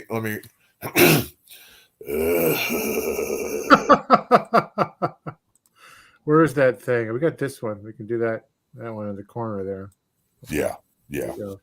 We then get Nix versus DDT with the Hollywood Click. Nix ends up winning this one with a roll-up on DDT after Hollywood Jimmy Blaylock got up on the ropes and attempted a distraction of some sorts. But it does appear that DDT may now be completely done with the Hollywood Click. I'm sure we'll hear more about that next week. We then get Dustin Starr with Shane Douglas. Shane said he's been very impressed with Tim Bosby, but not the Memphis Internet title, and gives Bosby a new Internet title with a nice black strap on it, silver, very nice looking title. What have I been saying? What did I say? It's the worst title in all of wrestling, that old one. Yep. Apparently, they had. I just coincidentally predicted it that they were changing it out. Yeah, it wasn't bad. The replacement. Yeah. He wants to see Bosby be the franchise of Memphis Wrestling, but Austin Lane comes out and says he wants the opportunity to be a franchise of Memphis Wrestling. And next week, he has a rematch with Tim Bosby. So Shane Douglas may be back next week as well. So Tim, be prepared. Yeah, man, I got to get my Jimmy Blaylock classes ready earlier for these things. What is Willie saying? Oh, you mean STD, Jeremy? Yes, my bad, Willie. How are they going to turn her face? Everyone hates her so much. I guess we'll see.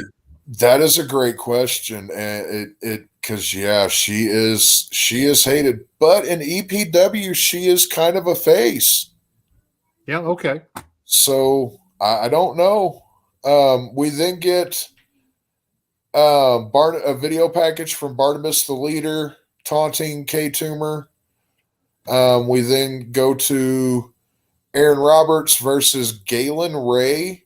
This was just a flat out mugging squash match. Aaron wins with the problem bomb, and after the match, Aaron isn't concerned with K Toomer and that show enough stuff, it would seem. We then get a video package backstage, Big Trouble, and he's warning the Gun Show that he's coming for the title since he is the number one contender with the Cobra Cup. And then the main event is Uncle Mikey versus Uncle Phil. When this match is over, the family feud is over. Uncle Mikey wins, and the family feud is not over, as main event Bradley shaved Uncle Mikey's mustache, and we'll leave it at that. I was not happy with Memphis this week. No, not at all. Hey, Connecting Peoples for Wrestling is here. Aloha to you, my friend. Hey, Connecting, thanks for joining us. Yeah, tuning in from LA where they got a tornado. Hey, stay safe. Oh. Wow. Oh. Yeah.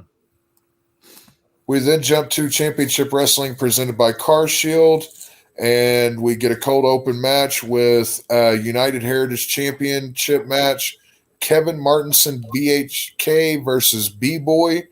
B-Boy lands a brutal finisher and gets a roll-up, but BHK reverses it for the 3 count. Then at 13:28, I highly recommend everyone go watch this Zicky Dice video package. This was awesome video package. Oh, yeah. Really, really good. The production value on it is way above board. I'm quite intrigued to see what this new character iteration of Zicky Dice is now. We then get a tag team match with Rob McKnight and Big Hoss coming out to the ring with Levi Shapiro versus El Primo Henio and Sledge with Halston Body. This match ended in a double DQ and is very far from over for these 6 people. At one point, Levi had that glove on and was ready to co-cock Halston Body, but Big Hoss or Sledge got in the way, and then Big Hoss got in between them. I'm not sure where Howdy Price has been, but I'll have to ask around in the chats about that. Maybe Lamb knows. We then get Jordan Cruz backstage with Jack Farmer. Jordan is going to patch things up with Judiz, and then they're going to take down the institution. Good luck with that. We then go to, speaking of the institution, a match with Brendan Devine versus Kodo Hiro. Devine hits the Left for Dead elbow and gets the pin for the win. The institution is I feel here to stay in championship wrestling for quite some time, and we are just starting to see exactly what they're going to be able to do, and yeah, I'm here for it. Me too.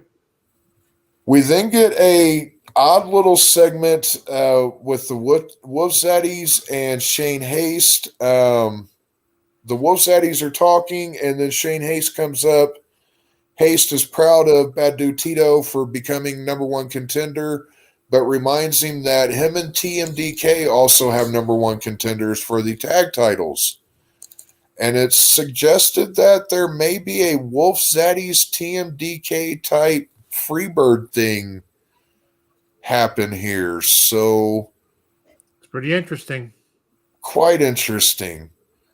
We then go to our main event match, which is EJ Sparks versus Bateman. And this one came out of the Red Carpet Rumble whenever EJ eliminated Bateman.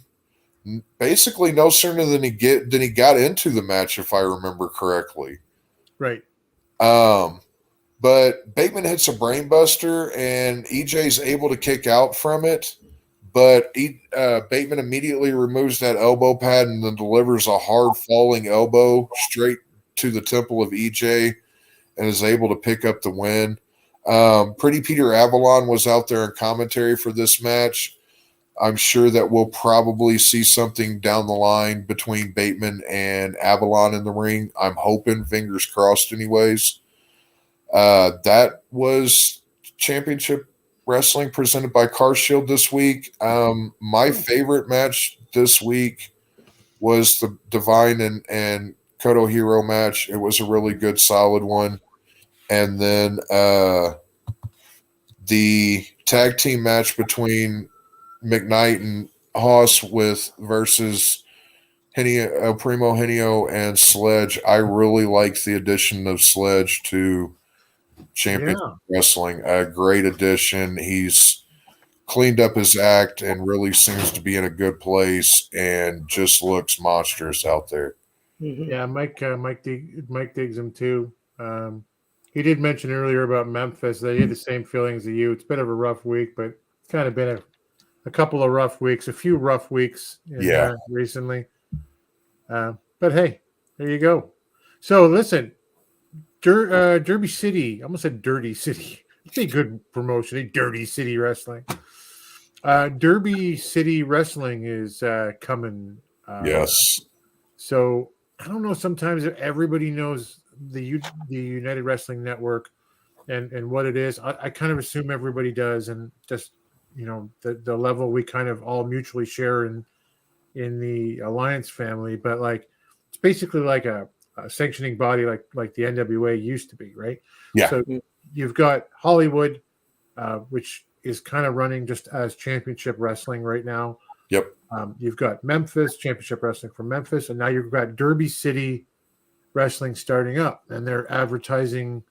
Pope's going to be there. Denny Limelight's going to be there defending the UWN world title. There is, going to be more UWN action to cover. So you're changing the way, I believe you'd said, on how you're going to cover it. Yes. Once Derby, right now I am just doing the results now in preparation, because once Derby City starts up, I will just be delivering you guys what I thought was the match of the week as a whole between Derby City, Memphis, and UWN. And any recaps that I do will be on my YouTube channel, and I will drop those in between interviews, which I also have an interview that will be dropping either tonight or tomorrow. And then I also have another interview that I will be doing tomorrow afternoon. The interview that I will be dropping tonight or tomorrow, I did with Tim Wood. So sorry, and then the interview that I will be conducting tomorrow afternoon, that I will be dropping Friday or Saturday, I will be conducting with very own Dave Scooby. So stay tuned for that. I will be dropping the information when those drop on my Twitter page. So stay on. I put your YouTube page up thing right there as well. We'll put that up at the end. Listen, I got you're going to listen to my interview because I got a lot of shit to talk about. I got a lot of things I got to say to you people. Oh, he went ham. Just went crazy. ham. You know who you are out there. No. No, I had a lot of fun in that interview. Scorched earth, I tell you. So just salted it, scorched it. Nothing will grow here ever again. This is a place of desolation. Hey, listen, thank you very much, my friend. I appreciate you doing that. Yep. As I try to talk my way into this, the Dave Scooby fantasy booker, who's going to talk to us about a certain NWA world champion hopeful.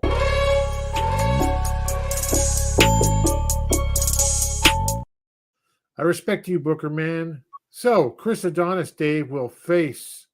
Is Dave frozen? Nope, there he is. Nope.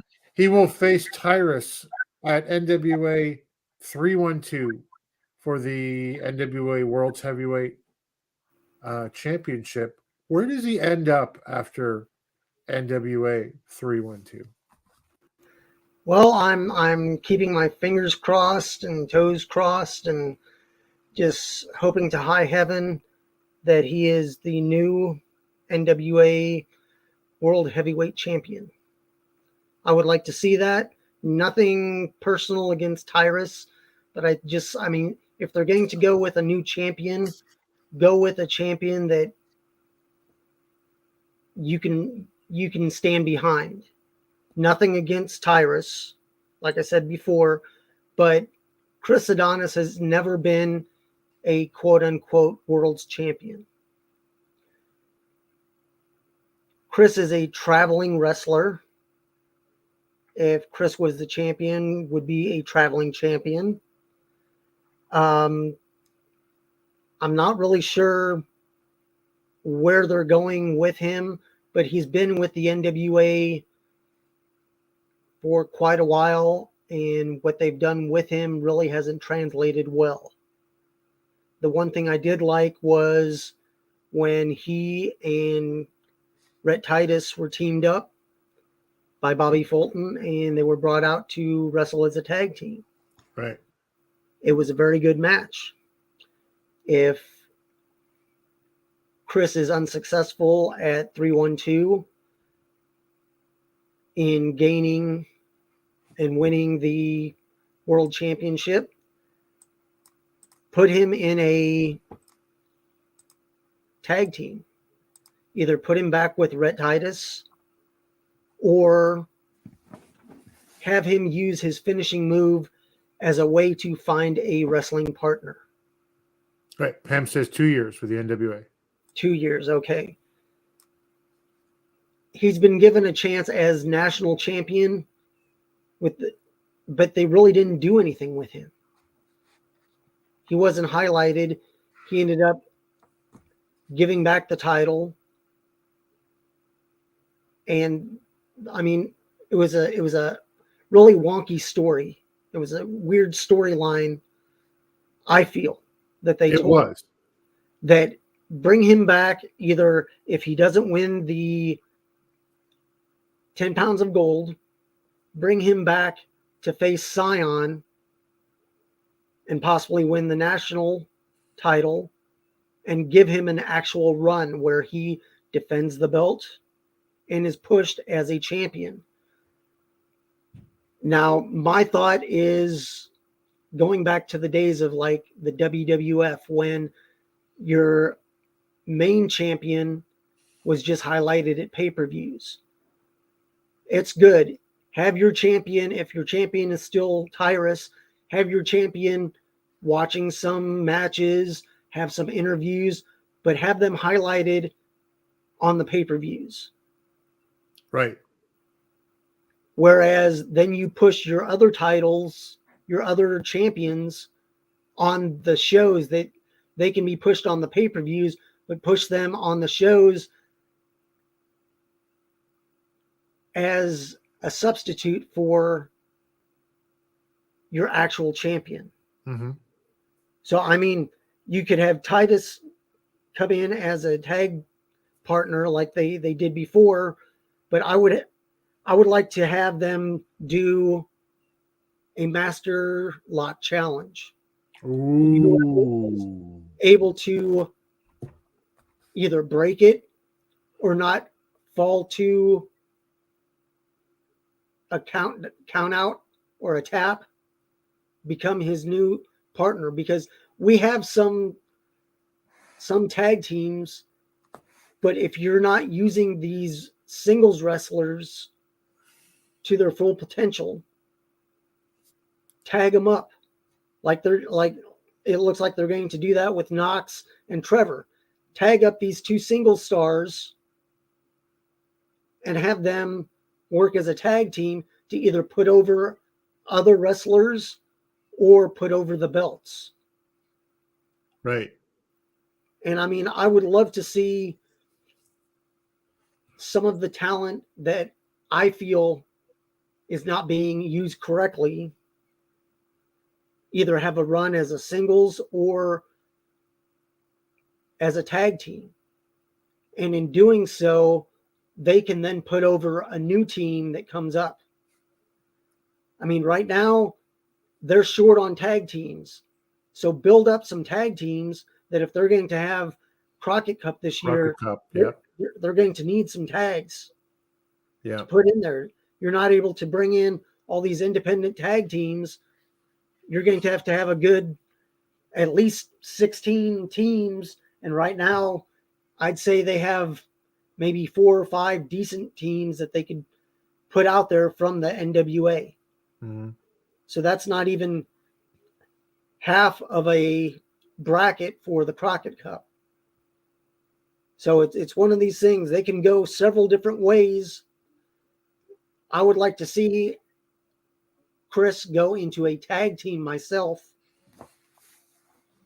to actually make the tag belt mean something. And nothing against La Rebellion. They've been doing good, but they've sort of been in cruise mode, that they've been there, but they really haven't done much besides what they did down in Mexico. Right. And even before that, a lot of it was just red mist from Damien say all over, like every single time. So, I mean, it's time to shuffle the deck and figure out where they want to go coming up this next year, coming into summertime. Right. So, I mean, it's one of these things of, oh, well, we're only 3 months into the year. Yeah, and we'll be 6 months into the year in no time. And it'll be December before we know it. So it's tomorrow, yep. Start making plans now. And if things work out, they work out. If not, shuffle the deck again. That's why you have more than 2 tag teams. That's why you have more than 2 females wrestling. You always have to have backup just in case something doesn't happen. I find it so hard to believe sometimes that Chris Adonis is still here. You know, that he hasn't been scooped up by somebody. The talent level, I think, is so high. But so we're pulling it for him for world's champion.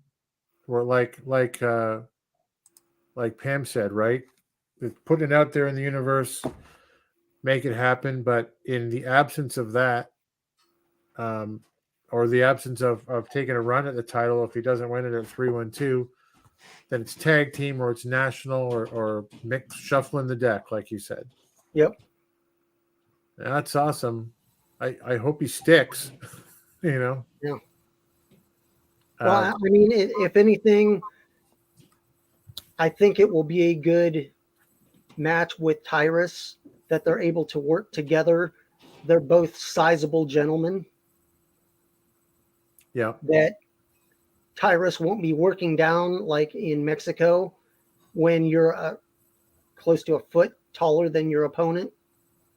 Even though your opponent can fly around the ring, when he got injured, it was nobody's fault. It was just an injury that happened, and they were able to work through the match. But it's one of these things of you have to have at least comparable sizes, whether it be height or weight or both. Right. That's true. Pam says Chris is the most underrated and undervalued wrestler working today, with a possible exception, I think, of Tom Latimer. Who's his buddy, I guess. And Mike says, so far, build up for Adonis is horrible. Nothing to make me want to see this match. I'd love to see a build up, at least, even if he was to lose. Keep him a national or a tag champ. Mm-hmm. Cats are fighting. My cats hate each other. So, yeah. So similar thoughts from Mike there, Dave. But all of that said, so like Pam said earlier, let's all kind of put it out there and say, hey, we want Chris Adonis at NWA 312 as our world heavyweight champion. Guys, it's the 2-hour mark. We're just past it. Let's get out of here. Here's where we are on social media down below. But Dave, tell us where they can find you and maybe send you some fantasy booking topics that you might want to bring up. You can find me at Dave Scooby on both Instagram and Twitter, and just hit me up on either, and we'll try to figure out some fantasy booking for the next couple weeks and see what happens at 312. But looking forward to this weekend for some dog wrestling, and I will see you there, Tim. Yeah, man. Really looking forward to it. Thank you, Pam. We hope you come back. we enjoy having everyone here. Yep. Yeah, you be well too, Mike. We appreciate it.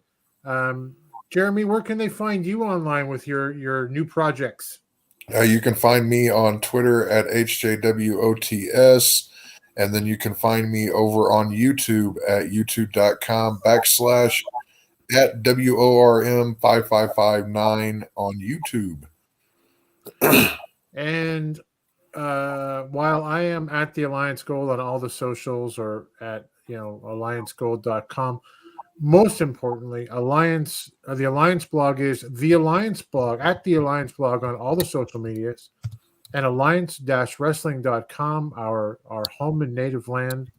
Well, maybe not native, but for all of us, but we all ended up here as a group, and so happy to be part of this particular family, which of course is headed up by the 3 OG guys, 2 of which we will be seeing this Saturday for the first time in living color at the Dog Pro Wrestling event, which is J. Cal and Jaden. DKM promises that he's going to drive up there. He's going to pick you up on Friday night, Mike. So I don't think that's going to happen. Thursdays, 8 p.m. Eastern, 5 p.m. Pacific. I haven't heard that they're not going this week, so in advance of that show. So I'm guessing it's on. Please tune in tomorrow night. They'll run through Power, all of the inside talk around the NWA, and of course the boss himself, J. Cal, Tuesday nights at 5 p.m. Eastern, 2 p.m. Pacific.